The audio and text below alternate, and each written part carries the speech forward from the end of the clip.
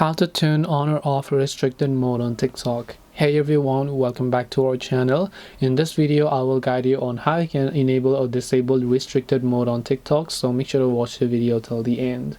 If you'd like to enable or disable restricted mode on TikTok, all you have to do is go ahead and first of all make sure to launch the TikTok application here. Once you launch your TikTok app, you will see this type of interface where you want to simply come to the profile icon from the bottom right. Tap the three lines option from the top right and go to settings and privacy.